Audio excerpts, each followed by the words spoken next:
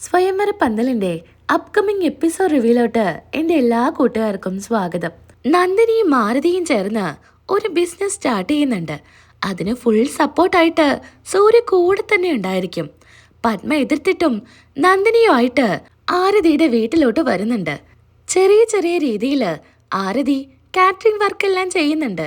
10-20 പേർക്ക് ഭക്ഷണം ഉണ്ടാക്കി കൊടുക്കും. എന്നാ ഇപ്പോ അത് ദിവസവും 100 പേർക്കുള്ള ഭക്ഷണം ഹോട്ടലിലോട്ട് തയ്യാറാക്കി കൊടുക്കാനാണ് ഓർഡർ കിട്ടിയിരിക്കുന്നത്. നന്ദിനിയും ആരതിയും നല്ല കൂട്ടാണല്ലോ. ആരതിക്കാണെങ്കിൽ ഒരിക്കലും തനിയെ 100 പേർക്കുള്ള ഭക്ഷണമൊന്നും തയ്യാറാക്കാൻ പറ്റില്ല. സഹായത്തിനായിട്ട് ആളെ നിർത്തണം. അങ്ങനെ ഇരിക്കെയാണ് നന്ദിനിയെ വിളിക്കുന്നത്. രണ്ടുപേരും പാർട്ട്നേഴ്സായിട്ടാണ് ഇത് നടത്തിക്കൊണ്ടു പോകുന്നത്. അങ്ങനെ സൂര്യ അങ്ങോട്ട് ചെല്ലുന്നുണ്ട്. സൂര്യയും സഹായിക്കാനായിട്ട് നന്ദിനിയുടെയും ആരതിയുടെയും കൂടെ നിൽക്കുന്നുണ്ട്. കറിക്കരിയാനും കാര്യങ്ങൾക്കും എല്ലാം സൂര്യ സഹായിക്കുന്നുണ്ടായിരിക്കും. അതിനിടയിൽ സൂര്യ പറയുന്നുണ്ട്, ദേ ആരതി, ഇനി ഇതുപോലെ ബിസിനസ് ചെയ്ത് വലിയൊരു ബിസിനസ്സുകാരാവോ നിങ്ങളൊക്കെ? ഇത് കേൾക്കുന്ന നന്ദിനി പറയുന്നുണ്ട്, അതെന്താ സാറേ, സാറിന് മാത്രമേ അങ്ങനെയൊക്കെ ആവാൻ പറ്റുമോ? അതോ ഈ പാവപ്പെട്ട ഞങ്ങളൊക്കെ ഇനി വലിയ ബിസിനസ്സുകാരായാൽ അത് സാറിന് ഇഷ്ടപ്പെടില്ലേ? ആര് പറഞ്ഞു നന്ദിനി? നിങ്ങളൊക്കെ നല്ല നിലയിൽ എത്തണം തന്നെയാ എൻ്റെ ഏറ്റവും വലിയ ആഗ്രഹം. നോക്കിക്കോ, ഉറപ്പായിട്ടും ഇപ്പം 100 പേർക്കുള്ള ഓർഡർ കിട്ടിയില്ലേ? ഇനി അത് 1000 ആവും, 2000 ആവും, അങ്ങനെ കൂടിക്കൂടി വരും. അത്രയൊന്നും വേണ്ട സാറേ, ഇതുപോലെ അങ്ങ് പോയാൽ മതി, അത്രേ ആഗ്രഹമുള്ളൂ എന്ന് നന്ദിനി പറയുന്നു. ഇത് കേൾക്കുന്ന സൂര്യ പറയുന്നുണ്ട്, അതെന്താ നന്ദിനി അങ്ങനെയൊന്നും ആലോചിക്കരുത്. നമ്മളൊരു ചെറിയ കാര്യം തുടങ്ങിയാലും അതെങ്ങനെ ഡെവലപ്പ് ചെയ്യാം, ഏതൊക്കെ രീതിയിൽ അത് മുന്നോട്ട് കൊണ്ടുപോവാം എന്ന് ചിന്തിക്കണം. അല്ലാതെ എന്നും ഒരുപോലെ നിൽക്കാൻ പറ്റുമോ? ഇപ്പോൾ 100 പേർക്കുള്ള ഭക്ഷണം, നാളെ അത് 150, 200, അങ്ങനെ കൂടി വരും. ഉറപ്പായിട്ടും നിങ്ങളുടെ ബിസിനസ് നല്ല രീതിക്ക് മുന്നോട്ട് പോകും. അല്ലേ ആരതി? അതെ, എനിക്കെന്തായാലും എൻ്റെ കടം വീട്ടണം. 2 ലക്ഷം രൂപ. ആ കടം അതെനിക്ക് എത്രയും വേഗം വീട്ടണം എന്നൊക്കെ നന്ദിനി പറയുന്നുണ്ട്. നീ എന്തായാലും എൻ്റെ കയ്യിൽ നിന്നോ അച്ഛൻ്റെ കയ്യിൽ നിന്നോ പൈസ വാങ്ങിക്കില്ല.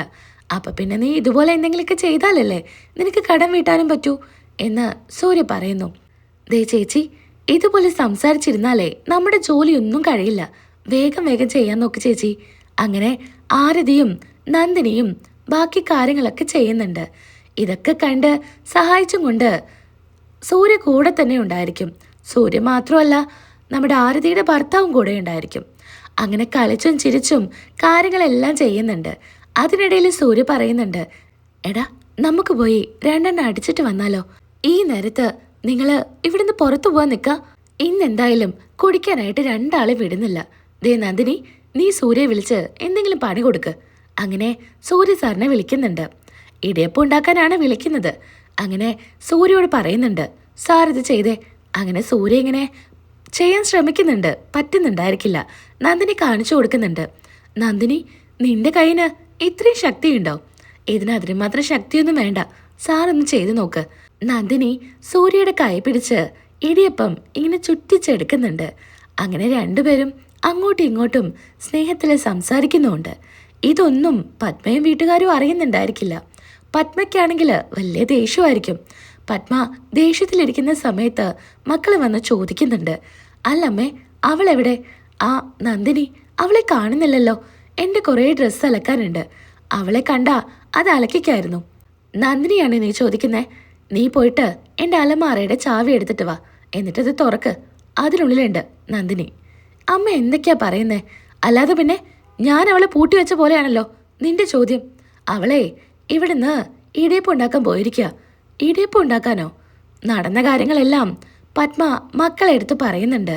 നന്ദിനിയുടെ കയ്യും പിടിച്ച് പത്മയെ എതിർത്തുകൊണ്ട് സൂര്യ അവിടെ നിന്ന് പോകുന്നതും കാരണങ്ങളും ഒക്കെ പറയുന്നു. ഇത് കേട്ട് ഞെട്ടലോടു കൂടിയാണ് നിൽക്കുന്നത്. അച്ഛൻ ചോദിക്കുന്നുണ്ട്, അതെന്താ നിന്റെ ഡ്രസ്സ് അലക്കാനും നന്ദിനി തന്നെ വേണോ? നിനക്കങ്ങ് ചെയ്താൽ പോരെ? മിഷീനിലിട്ടിട്ടാണ് അലക്കുന്നത്. അതിനിപ്പോ നീ എന്തിനാ നന്ദിനി ആശ്രയിക്കുന്നേ? അത് മിഷീനിലിടാൻ പറ്റാത്ത ഡ്രസ്സാ. കൈ വെച്ച് അലക്കിയാലേ അത് ശരിയാവൂ. വേണമെങ്കിൽ നീ തന്നെ ചെയ്യ്. നന്ദിനിയെ ബുദ്ധിമുട്ടിക്കാനൊന്നും പറ്റില്ല. അച്ഛനിപ്പോഴും നന്ദിനിയുടെ ഭാഗത്ത് തന്നെയാണ് അല്ലേ? അച്ഛനെ മക്കളായ ഞങ്ങളെ കഴിഞ്ഞിട്ടേ മരുമകളെന്ന് പറയുന്ന അവൾക്കിവിടെ സ്ഥാനമുള്ളൂ. പത്മദേഷ്യത്തിൽ പറയുന്നുണ്ട്, മരുമകളോ? അവളോ? ഈ കുടുംബത്തിലെയോ? അതെ, ഞാൻ അംഗീകരിക്കണം. എന്നാലേ അവൾ ഈ വീട്ടിലെ മരുമകളാവൂ എന്ന് പത്മ പറയുന്നു. ഓഫീസിൽ നിന്ന് ഇതേ സമയത്ത് 2 സ്റ്റാഫുകൾ വരുന്നുണ്ട്. അങ്ങനെ പത്മ ചോദിക്കുന്നുണ്ട്, നിങ്ങൾ എന്തിനാ വീട്ടിലോട്ട് വന്നേ എന്ന്. അത് പിന്നെ മാഡം, സൂര്യ സാറിനെ കാണാനായിട്ട് വന്നതാ. വിളിച്ചിട്ട് സാറ് ഫോൺ എടുത്തില്ല, അതുകൊണ്ട് ഇങ്ങോട്ട് വന്നേ. അവനതിന് ഇവിടെ ഇല്ലല്ലോ. സാറിന്റെ ഒരു ഒപ്പ് വേണമായിരുന്നു. നമുക്ക് വിദേശത്തോട്ട് കയറ്റിവിടാനുള്ള കുറച്ച് സാധനങ്ങളില്ലേ, അതിന് സാറിന്റെ ഒപ്പ് കിട്ടിയാലേ അത് ചെയ്യാനായിട്ട് പറ്റൂ. ഇത് കേട്ടോ നിങ്ങൾ, അവനെ പലതും ഏൽപ്പിക്കുമ്പോൾ ഞാൻ പറഞ്ഞതാ അവൻ ഉത്തരവാദിത്വത്തോടു കൂടി ഒന്നും ചെയ്യില്ല എന്ന്. ഇപ്പം എന്തായി? അവൻ വിളിച്ചിട്ട് ഫോണും എടുക്കുന്നില്ല, തോന്നിയ പോലെ നടക്കാം. നീ ഒന്ന് ക്ഷമിക്ക്, ഞാൻ എന്തായാലും സൂര്യയൊന്ന് വിളിക്കട്ടെ. അങ്ങനെ അച്ഛൻ സൂര്യയെ വിളിക്കുന്നു. എടാ, നീ എവിടെയാ? എത്ര നേരമായി നിന്നെ സ്റ്റാഫ് വിളിക്കുന്നു, നീ എന്താ ഫോൺ എടുക്കാത്തെ? അച്ഛാ, ഞാൻ കുറച്ച് തിരക്കായിപ്പോയി, അതുകൊണ്ടാ. എന്നിട്ട് നീ ഇപ്പം എവിടെയാ? അച്ഛൻ പറ, എന്താ കാര്യം? നീ ആ ഫയലിൽ ഒപ്പിട്ടോ? ഈ മാസം കയറ്റി അയക്കാനുള്ള പ്രൊഡക്ട്സിൻ്റെ കാര്യം നീ മറന്നോ? ഷോ അച്ഛാ, ഞാനത് വിട്ടുപോയി. നീ ഇന്നെന്താ ഓഫീസിലോട്ട് പോവാതിരുന്നേ? അച്ഛാ, അത് പിന്നെ ഞാൻ നന്ദിനിയുടെ കൂടെ പോയതാ. എന്തായാലും ഞാൻ അവർക്ക് ഫോൺ കൊടുക്കാം. അങ്ങനെ അച്ഛൻ സ്റ്റാഫിന് ഫോൺ കൊടുക്കുന്നുണ്ട്. സാർ, സാറിന് ബുദ്ധിമുട്ടായോ? സാറിൻ്റെ ഒരു ഒപ്പ് വേണമായിരുന്നു. സാർ എവിടെയാണ് നിൽക്കുന്നേച്ചാ ഞാൻ അങ്ങോട്ട് വരാം. അയ്യോ സോറി, ഞാൻ എൻ്റെ വൈഫ് ഒരു ബിസിനസ് തുടങ്ങിയിട്ടുണ്ട്, അവിടെയാ. ഇത് കേട്ട് പത്മ പറയുന്നുണ്ട്, നിന്റെ അടുത്ത് ഓഫീസിലെ കാര്യങ്ങൾ നോക്കാനാ ഞാൻ പറഞ്ഞിട്ടുള്ളത്. അത് നോക്കാതെ നീ എവിടെ കറങ്ങി തിരിഞ്ഞ് നടക്കുക? എനിക്കറിയാം എന്താ ചെയ്യണ്ടേ എന്ന് സൂര്യ പറയുന്നു. സാർ, എന്ത് ബിസിനസ്സാ സാറ് പുതിയതായി സ്റ്റാർട്ട് ചെയ്തിരിക്കുന്നേ? ഞാനേ ഫുഡ് ബിസിനസ്സാ സ്റ്റാർട്ട് ചെയ്തിരിക്കുന്നേ. സാർ, അതെന്തായാലും കൊള്ളാം. സാർ എന്ത് ബിസിനസ് തുടങ്ങിയാലും വെച്ചടി കയറ്റമായിരിക്കുമല്ലോ. ഉറപ്പായിട്ടും ഇതും സക്സസ് ആവും. ഇത് ഞാൻ തുടങ്ങിയതല്ല, എൻ്റെ വൈഫ് തുടങ്ങിയതാ. ഞാൻ കാണിച്ചു തരാം. ഇതാ ഈ നിൽക്കുന്നു, ഇതാണ് എൻ്റെ വൈഫ്. അവളാ ഈ സംരംഭം തുടങ്ങിയത്. കൂടെ അവളുടെ ഒരു ഫ്രണ്ടും ഉണ്ട്. എങ്ങനെയാണെന്നറിയോ ഇവിടെ ഫുഡൊക്കെ പാകം ചെയ്യുന്നത്? അങ്ങനെ അവിടെയുള്ള കാര്യങ്ങളെല്ലാം കാണിച്ചു കൊടുക്കുക. ഇതൊക്കെ കണ്ടാണെങ്കിൽ പത്മയ്ക്ക് സഹിക്കാൻ പറ്റുന്നുണ്ടായിരിക്കില്ല. ദേഷ്യത്തിൽ പത്മ നിൽക്കുന്നു. അതിനുശേഷം ഫോൺ കട്ട് ചെയ്യുന്നുണ്ട്. അവർക്ക് മുൻപിൽ പത്മാകെ നാണം കെട്ട പോലെയായിരിക്കും. അങ്ങനെ ഫുഡെല്ലാം പാത്രത്തിലാക്കുന്നുണ്ട് കൊടുത്തയക്കാനുള്ളത്.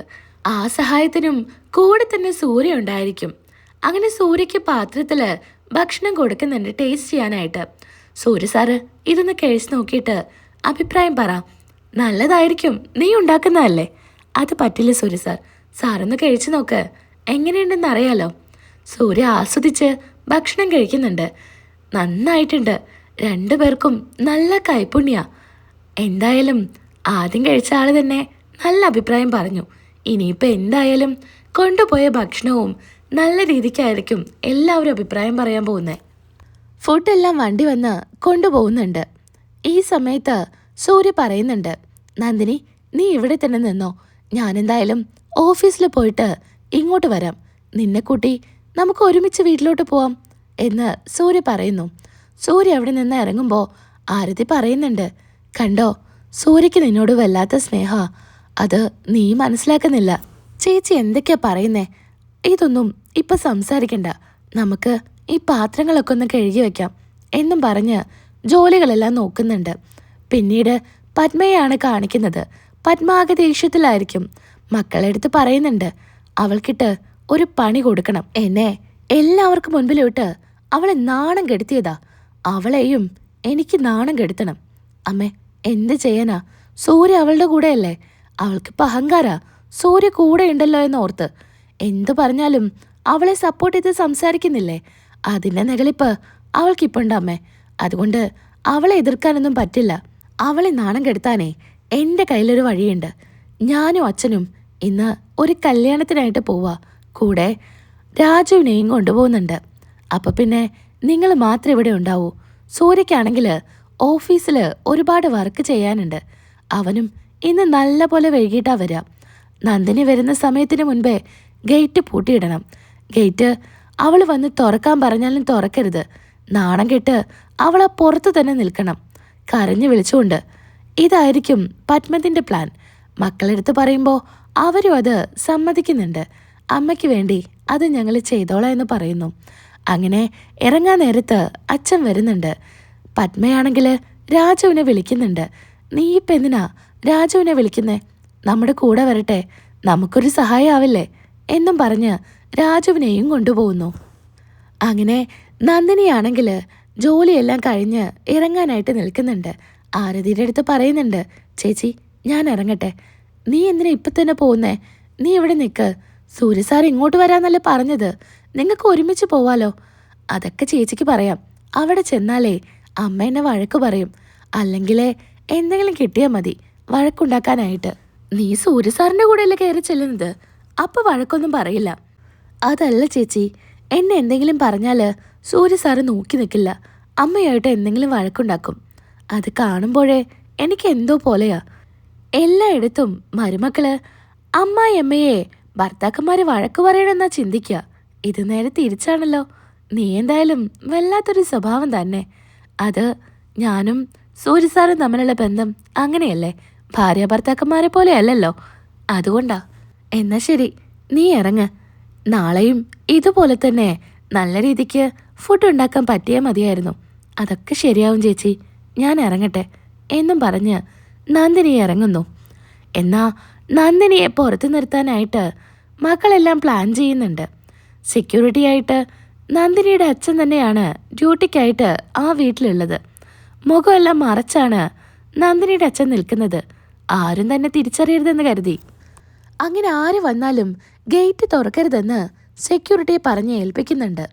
സൂര്യ വന്നാൽ മാത്രം ഗേറ്റ് തുറന്നു കൊടുത്താൽ മതിയെന്ന് മക്കൾ പറയുന്നു. ഇതൊക്കെ കേട്ട് അതേപടി അനുസരിക്കുന്നുണ്ട്. ഇനിയിപ്പോൾ താൻ നന്ദിനിയുടെ അച്ഛനാണെന്നൊരു സംശയം പോലും ഉണ്ടാവരുതെന്ന് കരുതി മറുപടി കൊടുക്കാതെ തലയാട്ടവും ചെയ്യുന്നുണ്ടായിരിക്കുക. അയാളെടുത്ത് കാർ പോർച്ചിൽ വന്നിരിക്കാൻ വേണ്ടി പറയുന്നു. സൂര്യസാറ് വന്നാൽ മാത്രം ഗേറ്റ് തുറന്നു കൊടുത്താൽ മതിയെന്ന് വീണ്ടും വീണ്ടും സെക്യൂരിറ്റിയോട് പറയുന്നുണ്ട്. അതേപടി ചെയ്യാമെന്നും തലയാട്ടുന്നു. അങ്ങനെ ഉള്ളിലോട്ട് പോകുന്നു. അപ്പോഴേക്കും നന്ദിനി ഒരു ഓട്ടോയിൽ വന്ന് ഇറങ്ങുന്നുണ്ട്. ഗേറ്റ് പൂട്ടിക്കിടക്കുന്നത് കൊണ്ട് തന്നെ നന്ദിനി ഉറക്കെ വിളിക്കുന്നുണ്ട്, രാജുവേട്ടാ, അതുപോലെ സെക്യൂരിറ്റി ചേട്ടാ, ഗേറ്റ് തുറന്നതാ എന്നിങ്ങനെ ഉറക്കെ വിളിക്കുന്നുണ്ട്. ഗേറ്റിൽ ചെറുതായി അടിക്കുന്നുമുണ്ട്. അങ്ങനെ നന്ദിനിയെ കാണുന്നതും അച്ഛൻ നന്ദിനി ഈ വീട്ടിലുണ്ടായിരുന്നില്ലേ, മോള് പുറത്തായിരുന്നോ എന്നൊക്കെ ഇങ്ങനെ ചിന്തിക്കുന്നുണ്ട്. അപ്പോൾ ഇവര് എൻ്റെ അടുത്ത് ആര് വന്നാലും തുറക്കരുതെന്ന് പറഞ്ഞത് മോളെ പുറത്തു നിർത്താനായിരിക്കോ എന്നൊക്കെയാണ് അച്ഛൻ ചിന്തിക്കുന്നത്. എന്നാ നന്ദിനി ഗേറ്റിന് വെളിയിൽ നിന്ന് ഗേറ്റ് തുറക്കാനായിട്ട് വിളിച്ചു പറയുന്നത് മുകളിൽ നിന്ന് മക്കളെല്ലാം കണ്ട് രസിക്കുന്നുണ്ട്. ഇത് നന്ദിനിയുടെ അച്ഛൻ ശ്രദ്ധിക്കുന്നു. അപ്പോൾ എൻ്റെ മോളെ ഇവരെല്ലാവരും ചേർന്ന് ക്രൂരായിട്ട് പീഡിപ്പിക്കുകയാണ് എന്നൊക്കെ അച്ഛനിങ്ങനെ ചിന്തിക്കുക. ഒരുപാട് തവണ ഗേറ്റിൽ അടിച്ചടിച്ച് നന്ദിനിക്ക് തീരെ വയ്യായിരിക്കും. കാരണം പകല് മൊത്തം ജോലി എടുത്തല്ലേ വരുന്നത്. തല കറങ്ങി വീഴാനായിട്ട് പോകുന്നത് അച്ഛൻ ശ്രദ്ധിക്കുന്നുണ്ട്. ഇനി എന്തൊക്കെ വന്നാലും ഞാൻ ഗേറ്റ് തുറക്കുമെന്നും പറഞ്ഞ് വേഗം തന്നെ പോയി ഗേറ്റ് തുറക്കുന്നു. ഇത് കാണുന്നതും പത്മത്തിൻ്റെ മക്കളെല്ലാം താഴോട്ട് ഓടി വരുന്നുണ്ട്. അപ്പോഴേക്കും ഗേറ്റ് തുറന്ന് നന്ദിനിയെ പിടിച്ച് ഉള്ളിൽ കൊണ്ടിരുത്തുന്നുണ്ട്. തന്നോട് ആരോടോ പറഞ്ഞത് ഇത് തുറക്കാനായിട്ട്. അത് പിന്നെ തല കറങ്ങി വീഴാൻ പോയപ്പോൾ ആര് പറഞ്ഞാലും തുറക്കരുതെന്ന് പറഞ്ഞിട്ട് നിന്നെ എന്നും പറഞ്ഞ് നന്ദിനിയുടെ അച്ഛനെ അടിക്കുന്നുണ്ട്. ഇത് കണ്ടുകൊണ്ടാണ് സൂര്യ വരുന്നത്. സൂര്യ ചോദിക്കുന്നുണ്ട് നന്ദിനിക്ക് എന്തു പറ്റിയെന്ന്. സഹികെട്ട് നന്ദിനിയുടെ അച്ഛൻ തലയിലുള്ള ആ മങ്കിക്കേപ്പൊക്കെ ഊരി എറിഞ്ഞ് സൂര്യയോട് പറയുന്നുണ്ട്, സൂര്യ സാർ, ഇവര് എൻ്റെ മോളെ പുറത്താക്കി. എൻ്റെ അടുത്ത് പറഞ്ഞു ഗേറ്റ് തുറക്കരുതെന്ന്. സൂര്യ സാറ് വന്നാലും മാത്രം ഗേറ്റ് തുറന്നു കൊടുത്താൽ മതി. അവളാണെങ്കിൽ പുറത്തു നിന്ന് ആകെ ക്ഷീണിച്ച് വീഴാൻ പോവായിരുന്നു എന്നൊക്കെ പറയുമ്പോൾ സൂര്യയ്ക്ക് സഹിക്കാനാവുന്നുണ്ടായിരിക്കില്ല. അപ്പോഴേക്കും നന്ദിനിക്ക് ബോധം വരുന്നുണ്ട്. അച്ഛനെന്താ ഇവിടെ? മോളെ, ഞാൻ ഇവിടെയാ സെക്യൂരിറ്റി ആയിട്ട് നിൽക്കുന്നേ. ആദ്യത്തെ 2 ദിവസം ഇവിടെ കൊണ്ടാക്കി, പിന്നീട് മാറുമെന്നാ കരുതിയത്. വീണ്ടും ഇവിടെ തന്നെ എനിക്ക് ഡ്യൂട്ടി. ഇത് കേട്ട് നന്ദിനിക്ക് സഹിക്കാനാവുന്നുണ്ടായിരിക്കില്ല. നല്ല കണക്കിന് സൂര്യ വാണിംഗ് കൊടുക്കുന്നുണ്ട് ചേച്ചിക്കും അനിയത്തിക്കും അതുപോലെ അളിയനും.